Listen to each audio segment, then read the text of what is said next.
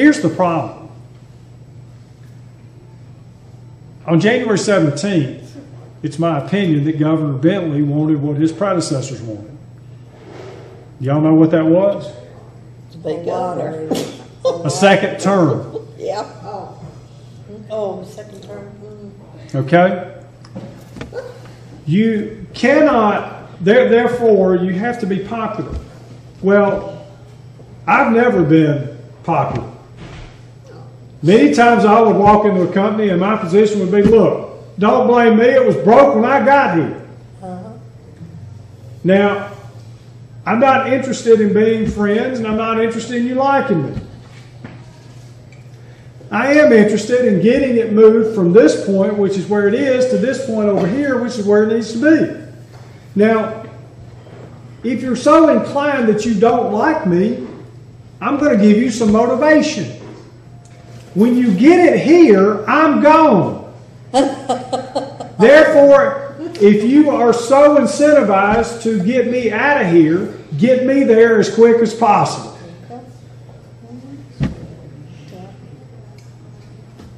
Plain and simple. So, I'm not, the one thing that I've always considered myself is a trench manager.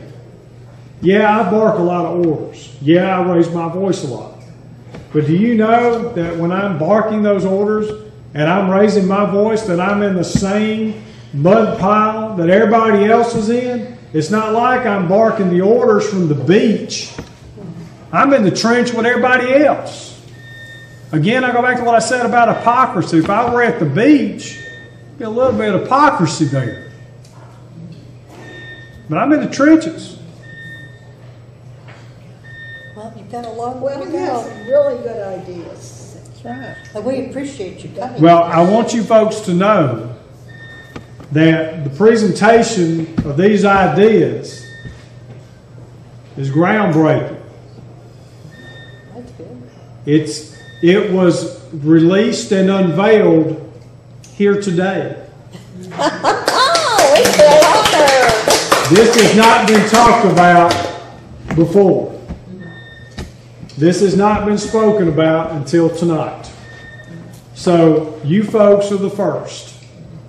We christened you, right? Well, you're not the first speech, but you are the first to hear this. But we do appreciate you coming. But I will also say that this was very specific relative to fiscal, okay? Now, there was some definition and clarification as it related to the foundation. But I do have a message that is relative to the 10 conservative principles that I would hope at some future point you would allow me to come up here and talk about. We'd love to hear. Yes. I have a tea party coming up So- in September. Well, like I say, I would hope that at some point in the future you would allow me the opportunity to talk specifically on the 10 conservative principles and not bore you with fiscal and accounting and finance stuff. It wasn't boring. No, it wasn't boring. It was. You got my attention on several things. Really good. Conservative principles. The 10 conservative principles. That sounds like a Tea Party topic. Yeah. Yeah. that'd Well, be actually, right. what this it goes to the heart of what defines a conservative as a conservative. And in essence, these principles are deep-rooted back 2 centuries.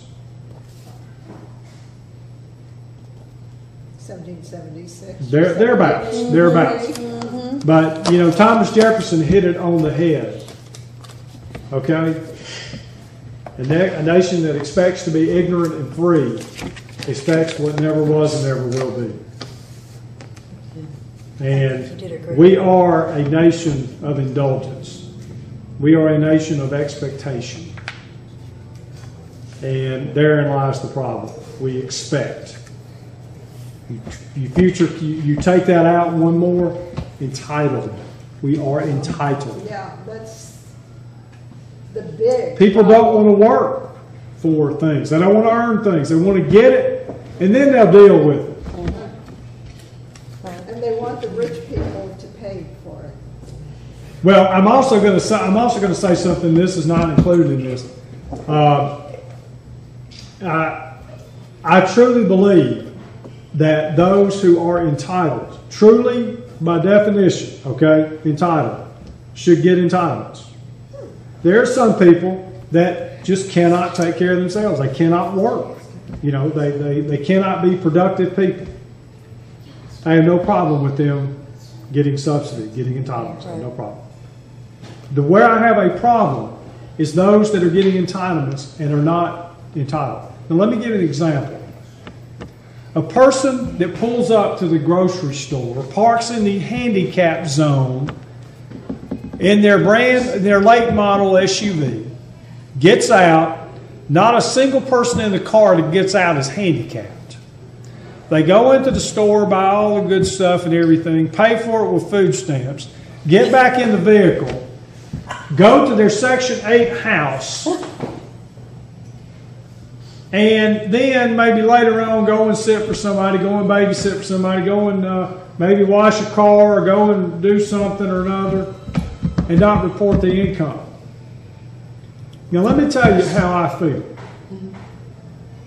I feel that person is stealing from the taxpayers and the government. They can obviously afford a late model car, but they can't afford to pay for their own housing or their food. Now, I believe that an effort should be put to find how that person is violating the system and prosecute that person to the fullest extent of the law and give them free housing. Okay? And free food. In prison, that's not free. Now, let me tell you the offset to that. Most people have said, well, we can't go after them because the cost to prosecute them exceeds the cost that they are taking away from the government. That's right. Well, you know, I'm sure that the O.J. Simpson trial costs more than the contribution to society. Okay? But let me just say, I don't care what it costs to prosecute.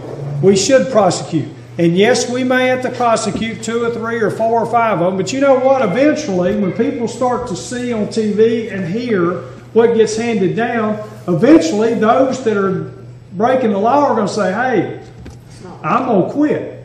But I further believe I further advocate what the cable companies did. Years ago when people were stealing cable, they came out with an amnesty program saying, look, if you're stealing cable, here's the line in the sand. Anytime before that, you just tell us, no questions asked, no prosecution. Anytime after that, you're fair game. Now that's the way I believe we should treat the people. You draw a line in the sand, you say, look, if you're getting entitlements, if you're getting money you're not reporting and so forth, we are going to find you, we'll prosecute you. Now, the problem is, well, you know, we can't be everywhere. Well, here's my solution to that problem. Let's assume that person's costing the taxpayers $10,000 a year. We will offer 6 months of what we pay that person as a reward for anybody providing information that leads to a conviction.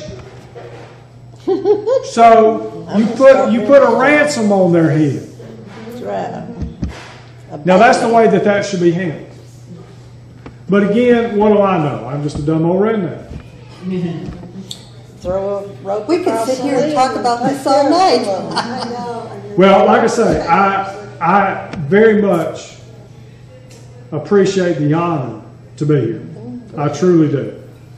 And moreover, I appreciate the honor to have unveiled this with you folks. Well, we're glad Well, you're I'm telling you, Lois. So, to that extent, I hope that you will allow me to come back in the future I hope Oh, yes, to sir. specifically talk about the 10 conservative principles. Okay. And I'll make a point next time in tow to bring K. Carl Smith.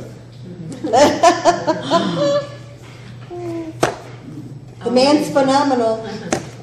I wanted to tell you, sir, that one of my favorite quotes is Abraham Lincoln's, that you shouldn't do for a man or a woman what he could and should do for himself. But I think all of us need to step up to the plate and to do what we can in our communities, our churches, our country. And you're on the mark on your health and wellness. The redhead right there and I are both nurses and we're retired, but we're trying to volunteer, teach people health and wellness in our community and make a difference still, because It's a lot cheaper than the alternative, isn't it? it's a lot cheaper. And I'm still teaching student So- nurses.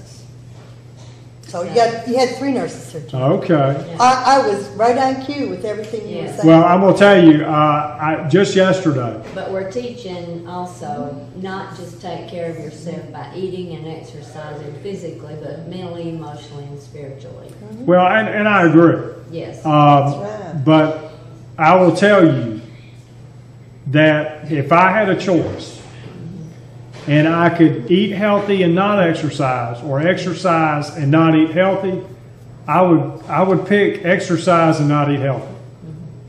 Okay? Because you can have the best exercise, the best diet in the world. If you do not exercise and stress your heart and stress your system, Yeah.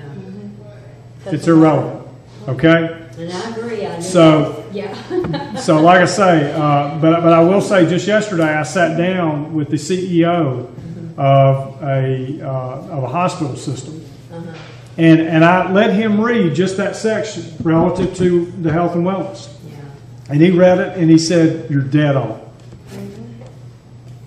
You're what? dead on." In other words, I'm right on target. Yes, you're dead on. Yes, I agree. You're on the mark. So, but again, it goes back to people have to be responsible For themselves. to and for themselves. Yeah. You can't do for a man or woman what they should. Well, I can't go exercise for somebody. I can't eat properly for somebody. And that's Abraham Lincoln's quote. You can use it. That's right. Well, Aaron Tippin said that you got to stand for something or you'll fall for anything. Yeah. But one of the things I always thought that was so ironic and hypocritical is the transition team. I've never understood. You assemble a group of people who are not going to have anything to do with the administration, yet they pick the next management structure. I never understood that. My position would be, if I ever became whatever elect and I had to assemble a cabinet, I would first of all get my chief of staff and my finance person, and from there build everything off of it. And not have independent people picking the people I'm going to have to work with for the next X number of years. And to show you how green we were in this last election period, we got Lowell Barron out of the legislature. And the group of people that were actually working the campaign in this area, we never thought far enough to think of a transition team. And so on election night, when we're all having fun and enjoying the rewards of winning, we should have been padlocking the doors of the offices, making sure that everything was secured, instead of everything left the building while we were rejoicing. Well, So we learned. the same thing applies to the people in Iraq. They were oppressed and suppressed. It's very nice. Yes, I've been in Iraq too as a nurse. Well, they were suppressed and oppressed, Got bummed, and then they got free, and they didn't know what to do. It's kind of like everybody's heard of somebody that's had a dog that was inside and it somehow got out and then it didn't know what to do. It just went. That's the problem with freedom. Freedom has responsibilities, and most people don't think of that. So, but I very much appreciate it. I look forward to being able to come back and talk about the 10 conservative principles. Well, we've We'll certainly line you enjoyed up. it.